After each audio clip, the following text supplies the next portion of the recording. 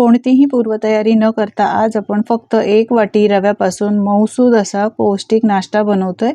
करायला खूप सोपा आहे, खूप कमी साहित्यात बनवतोय, शिवाय झटपट बनतो। सकाळच्या घाई गडबडीच्या वेळी तुम्ही हा नाश्ता पटकन बनवू शकता।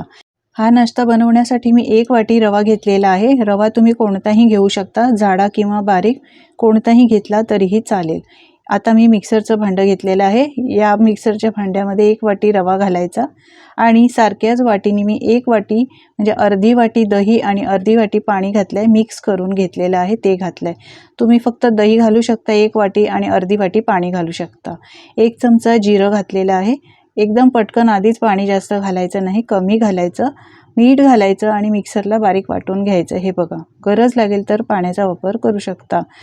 एकदम मस्त स्मूथ अशी पेस्ट बनवून घेतली आहे। यानंतर इथे मी मिक्सिंग बाउल घेतला आहे, यामध्ये ही पेस्ट काढून घेऊया। अगदी जरासं पाणी घालायचं आहे मिक्सरच्या भांड्यात आणि ते पाणी यामध्ये घालायचं आहे। पाण्याचा वापर जास्त करायचा नाही, गरज लागेल तरच करायचा। आता हे बॅटर आहे ते चांगलं मिक्स करून घ्यायचं आहे, छान असं फेटून घ्यायचं आहे, म्हणजे ते फ्लफी होतं। हे बघा, या प्रकारे तुम्ही याचं टेक्स्चर पाहू शकता। आपल्याला असं बॅटर पाहिजे, आपण जसं डोसा बनवतो ना, इडली बनवतो त्या पद्धतीचंच पाहिजे। आता ज्या ताटामध्ये तुम्ही नाश्ता बनवणार असाल त्या ताटाला तेल लावून घ्यायचं आहे, म्हणजे हा नाश्ता आहे तो चिटकत नाही ताटाला, सहज बाहेर येतो। ब्रशने चांगलं ताटाला तेल लावून घेतलं आहे। अगोदरच ही सगळी तयारी करून ठेवायची, व्यवस्थित तेल लावून घ्यायचं या पद्धतीने। आता इथे गॅसवर सुद्धा मी पाणी गरम करायला आधीच ठेवलेलं आहे, पाणी सुद्धा आधीच गरम करायला ठेवायचं। आता यामध्ये बॅटरमध्ये आपल्याला एक इनोचं पॅकेट फोडून घालायचं आहे।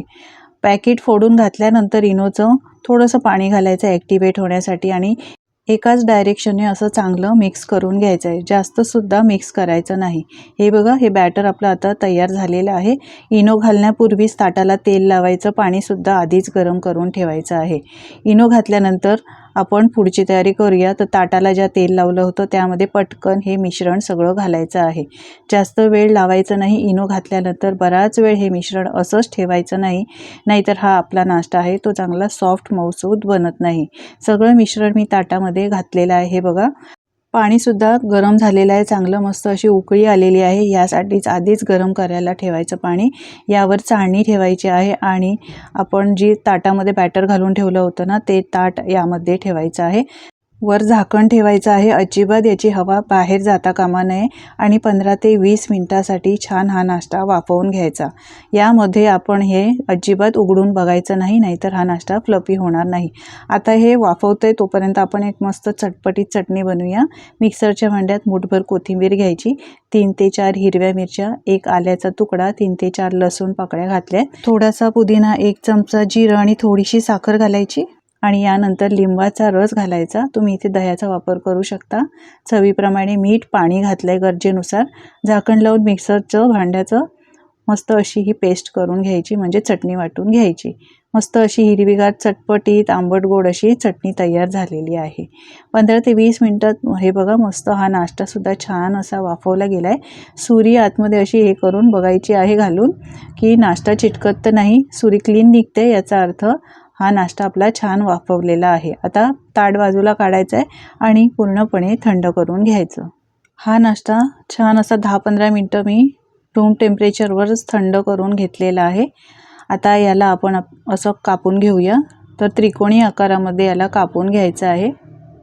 मस्त असा मऊसूद आणि जाळीदार असा हा आपला नाश्ता तयार होतो।